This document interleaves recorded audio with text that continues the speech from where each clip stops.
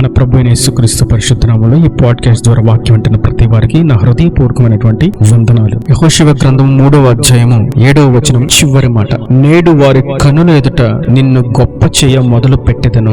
నేడు వారి కన్నుల ఎదుట నిన్ను గొప్ప చేయ మొదలు పెట్టెదను. చదివిన వాక్య భాగంలో యెహోషువ అనేటువంటి దేవుని సేవకునికి దేవుడు సెలవిస్తున్నటువంటి మాట, జాషువా, నీ ఎదుట ఉన్నటువంటి ఎత్తైన పర్వతం బట్టి, నీ ఎదుట ఉన్నటువంటి యోర్దాను నదిని బట్టి, నీ ఎదుట ఉన్నటువంటి నిన్ను మించిన బలవంతులను బట్టి నీవు భయపడుతూ దిగులుతో నువ్వు దాన్ని జయించలేవని, దాన్ని దాటలేవని అని అనుకుంటున్నావా? నీ చుట్టూ ఉన్నవారు కూడా నీ వల్ల కాదు, నువ్వు చేతగాని వాడవు, మోషే వంటి వాడైతే ఈ పని సులువుగా చేయగలడు, ఆయనైతే ఎర్ర సముద్రాన్ని పాయలు చేశాడు అని నీ చుట్టూ ఉన్నవారు కూడా నిన్ను గుర్తించట్లేరా? నిన్ను న్యాయాధిపతిగా, నిన్ను వారి ముందు నాయకుడిగా నిలబెట్టినా కూడా నిన్ను గౌరవించట్లేదా? నీకు మర్యాద ఇవ్వట్లేదా? నిన్ను సేవకునిగా గుర్తించట్లేదా? వీటిని గురించి నువ్వేం మాత్రము దిగులు పడకు. నేడు నేను వారి కన్నుల ఎదుట నిన్ను గొప్ప చేయ మొదలు పెడుతున్నాను అని యెహోషువతో దేవుడు ఎప్పుడైతే చెప్పాడో, ఆ మాట చెప్పిన తదుపరి అతని ఎదుట ఉన్నటువంటి యోర్దాను నది చీల్చబడింది. మోషే తన శక్తి చేత ఎర్ర సముద్రాన్ని పాయలు చేయలేదు. మోషేకి ఏ బాహువు తోడైనదో, ఏ సత్యదేవుడు అతని వెన్నంటి ఉన్నాడో, ఎవని సెలవు చేత అతను అడుగు ముందుకు వేశాడో ఆ దేవుడే మోషేకు తోడుగా ఉన్నట్లు నీకును తోడుగా ఉన్నాడని జనులందరూ గుర్తించినట్లుగా నేను నిన్ను గొప్ప చేయ మొదలు పెడుతున్నాను.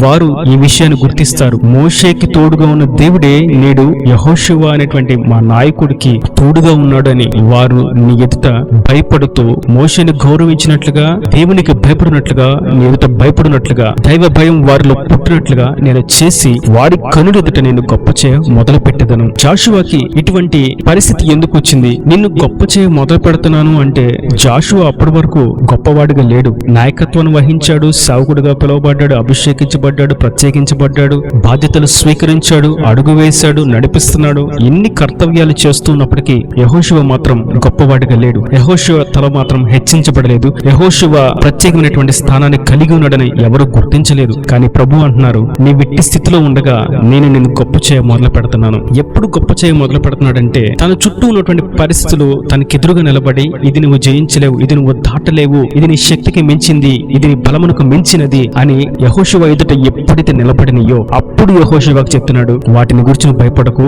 నిన్ను నేను గొప్ప చేస్తున్నాను. ఎలా గొప్ప చేస్తావు ప్రభు అంటే, నీ ఎదుట యోర్దాను కూడా నిలబడలేనంత, ఏ నది ఏ సముద్రం కూడా నిలబడలేనంత గొప్పవాడిగా నేను చేస్తున్నాను. నీ ఎదుట ఎత్తైన ప్రాకారం అనేటువంటి ఎరుకు గోడ కూడా నీ ఎదుట నిలబడలేదు అన్నంత గొప్పగా నేను చేస్తున్నాను. నీ ఎదుట అనాకీలు అనేటువంటి నెఫీలల సంతతి, నీకంటే మించిన బలము, దేహదారుఢ్యం కలిగిన వారు కూడా నీ ఎదుట నిలబడలేరు అన్నంత గొప్పగా నేను చేస్తున్నాను. అంతకంటే మించినటువంటి గొప్ప వ్యక్తిగా నేను చేస్తున్నానని యెహోషువకి సెలవిచ్చాడు. నేడు మనం ఈ పాఠ్యం ద్వారా గుర్తించవలసినటువంటి అత్యంత ప్రాముఖ్యమైనటువంటి విషయం ఏదనగా, మనము చేయలేనటువంటి పరిస్థితి ఎప్పుడైతే వస్తుందో, మనము దాటలేనటువంటి పరిస్థితి ఎప్పుడైతే వస్తుందో, మనము జయించలేనటువంటి పరిస్థితి ఎప్పుడైతే వస్తుందో, మన బలమునకు మించిన, మన జ్ఞానానికి మించిన, మన శక్తికి మించినటువంటి క్రియ ఎప్పుడైతే మన ఎదుట నిలబడుతుందో, పరిస్థితి ఎప్పుడైతే నిలబడుతుందో, అప్పుడు దేవుడు వాటి ఎదుట గొప్ప చేయ మొదలు పెడతాడు అనేటువంటి విషయం సత్యం. కాబట్టి మనం ఘనమైన వాటి ఎదుట, బలమైన వాటి ఎదుట, శక్తికి మించిన వాటి ఎదుట మనం నిలబడాలి. యెహోషువ ఎప్పుడైతే ఆ యోర్దాను ఎదుట నిలబడ్డాడో, యెహోషువ ఎప్పుడైతే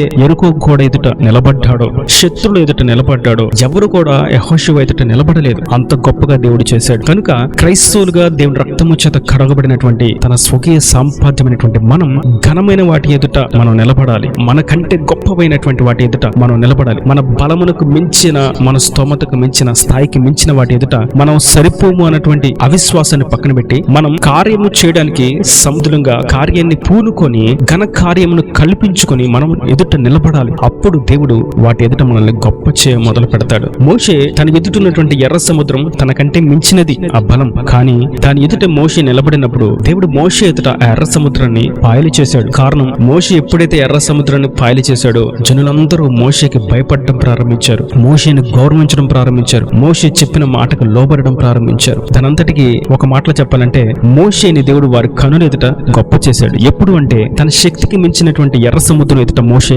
నిలబడినప్పుడు. మరియు దావీదుని గురించి మనం చూస్తాం. 1 సమూయేలు గ్రంథం 17వ అధ్యాయంలో దావీదు చిన్నవాడు, బాలుడు అని మనం చూస్తాం. కానీ తన బలానికి మించిన, శక్తికి మించినటువంటి వాడైనటువంటి గొల్యాతు ఎదుట దావీదు నిలబడ్డాడు. నేడు వారి కనుల ఎదుట నిన్ను గొప్ప చేయ మొదలు పెట్టెదను అని చెప్పిన ప్రభు, గొల్యాతు ఎదుట నిలబడినటువంటి బాలుడుగా, అల్పుడుగా, శక్తి లేని వాడుగా ఉన్నటువంటి ఉన్నటువంటి దావీదును గొప్ప చేయ మొదలు పెట్టాడు. గొల్యాతును దావీదు జయించాడు. యుద్ధం కొరకు నిలబడ్డాడు. శత్రువు ఎదుట నిలబడ్డాడు. జన సమూహం అంతా లక్షలాది జనులు ఉన్నప్పటికీ ఈ గొల్యాతును మేము జయించలేము అనే భయముతో వెనకడుగు వేస్తే చిన్నవాడైనటువంటి దావీదు నా దేవుడు నాకు తోడుగా ఉన్నాడు అన్నాడు. మోషేకి, యెహోషువకి, అబ్రహాముకు, ఇస్సాకు, యాకోబుకు, యోసేపుకి తోడుగా ఉన్నటువంటి దేవుడే నాకును తోడుగున్నాడని విశ్వాసంతో ఘనమైనటువంటి గొప్పదైనటువంటి తన శక్తికి మించినటువంటి బలమునకు మించినటువంటి కార్యాన్ని చేయడానికి నిలబడ్డాడు. నిలబడినప్పుడు ప్రభువు చేసినటువంటి క్రియ గొల్యాతును జయించినట్టుగా శక్తినిచ్చి వారందరి ఎదుట, జనసమూహం అందరి ఎదుట దావీదును గొప్ప చేశాడు. మరియు అప్పటి వరకు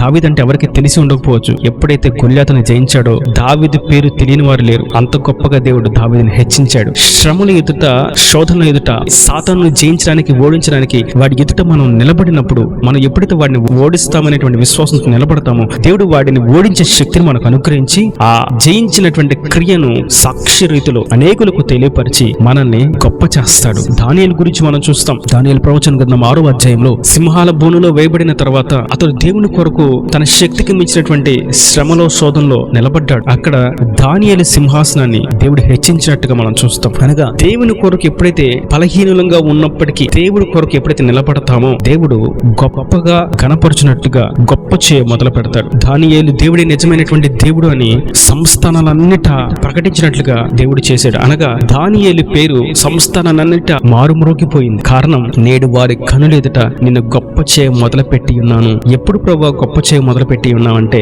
నీవు సింహాల భూములకు వెళ్లాల్సిందే. నీవు సింహాల భూములకు వెళితే అక్కడ నిన్ను గొప్ప చేయ మొదలు పెట్టదను. నువ్వు ఎర్ర సముద్రం ఎదుట నిలబడాలి. అక్కడ నేను గొప్ప చేయ మొదలు పెట్టదను. యోర్దాను నది ఎదుట నిలబడాలి. శత్రువు అయినటువంటి భీకరమైనటువంటి గొల్యాతు ఎదుట నీవు నిలబడాలి. యెరికో గోడ దగ్గర నిలబడాలి. అప్పుడు నేను నిన్ను గొప్ప చేయ మొదలు పెట్టదను. అనన్య, అజర్య, మీషాయేలు కూడా మనం దానియేలు గ్రంథం 3వ అధ్యాయంలో చూస్తాం. వారు దేవుని కొరకు అగ్నిలోకి త్రోయబడ్డారు. నేడు వారి కన్నుల ఎదుట నేను గొప్ప చేయ మొదలు పెట్టి ఉన్నానని చెప్పిన ప్రభు, నీవు అగ్నిలోకి వెళ్ళిన తర్వాతే నేను గొప్ప చేయ మొదలు పెట్టేదను. వారు దేవుని నామం నిమిత్తం అగ్నిలోకి వేయబడ్డారు. వారి వెంట్రుక సైతం రాలకుండా, కాల్చబడకుండా, వస్త్రము కూడా వాసన రాకుండా దేవుడు క్షేమంగా వెలుపలకు రప్పించాడు. ఇక అనన్య, అజర్య, మీషాయేలు ఆరాధిస్తున్నటువంటి దేవుడే నిజమైనటువంటి దేవుడు అని అంతటా దండోరా వేయించి చెప్పినట్లుగా వీరి పేరు మారుమ్రోగిపోయింది. అప్పటి వరకు అనన్య, అజర్య, మీషాయేలు అంటే ఎవరికి తెలిసి ఉండకపోవచ్చు. కానీ ఎప్పుడైతే అగ్నిలోకి వెళ్లి వచ్చారో వీరి పేరు తెలియని వారు లేరు. కనుక నేడు మనం గుర్తించాల్సినటువంటి విషయం, శ్రమలో, శోధనలో, కష్టాల్లో, ఇబ్బందుల్లో, కన్నీటిలో, మానని వేదనలో, ఇరుకులో, ఇబ్బందుల్లో, కాల్చబడుతూ, నెట్టబడుతూ, కొట్టబడుతూ, జడుస్తూ,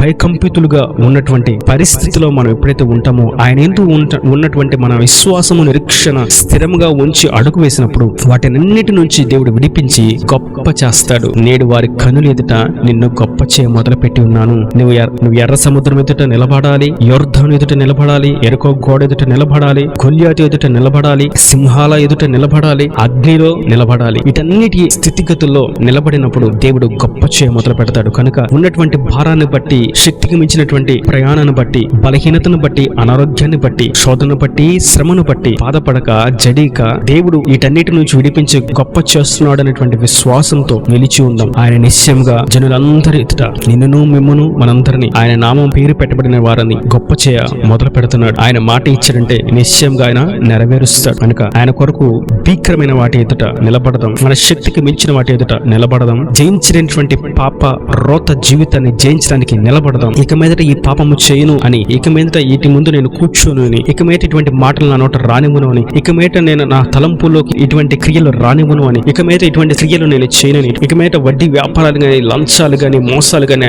బూతులు గాని, దుర్భాషలు గాని, కుండేలు గాని, ముసలం ముచ్చట్లు గాని, కనులను, హృదయమును పాడు చేసే వాటిని నేను రానివ్వను అని ఎప్పుడైతే పవిత్రత కొరకు, పరిశుద్ధత కొరకు ఈ పరిశుద్ధ యుద్ధంలో నిలబడతారో అప్పుడు వాటన్నిటిని జయించే శక్తినిచ్చి దేవుడు గొప్ప చేసి నిలబడతాడు. ఈ నా దేవుని మాటలు ప్రతి వాని హృదయంలో ఇరుకటి ఫలింపు చేయను గాక. ఆమేన్. God bless you. తలలో ఉంచి కళ్ళు మూసటితో మీ కొరకు చిన్న ప్రార్థన. ప్రేమ స్వరూపి కరుణ కటాక్షంగా తండ్రి, నా ప్రభువా, ఈ వాక్యం ద్వారా మీరు మాట్లాడిన ప్రతి మాటను బట్టి నీకు స్తోత్రం తండ్రి. శక్తికి మించిన వాటి ఎదుట నిలబెట్టి వాటిని జయించే శక్తిని ఇచ్చి గొప్ప వాళ్ళుగా మీరు నిలబడతానని, చేస్తానని మీరు చేసిన వాగ్దానాన్ని బట్టి నీకు స్తోత్రం. ఈ వాక్యం ప్రతి ఒక్క బిడ్డను మీరు జ్ఞాపకం చేసుకోండి. మోషే వలె, యెహోషువ వలె, దావీదు వలె, దానియేలు వలె, అనన్య, అజర్య, మీషాయేలు వలె, ఇంకా మా పితరులు, భక్తుల యొక్క జీవితాలు మీరు చేసినట్లుగానే వాక్యం ప్రతి ఒక్క బిడ్డ జీవితంలో మీరు జరిగించి గొప్పవారిగా నిలబెట్టి, నీ సాక్షులు నిలబెట్టి, ప్రతి అవసరం అక్కడిని మహిమలో తీర్చి అక్కడ రాజ్యాన్ని సిద్ధపరచమని యేసు పరిశుద్ధ నామములో ప్రార్థించి వేడుకుంటున్నాను తండ్రి. ఆమేన్. ఆమేన్.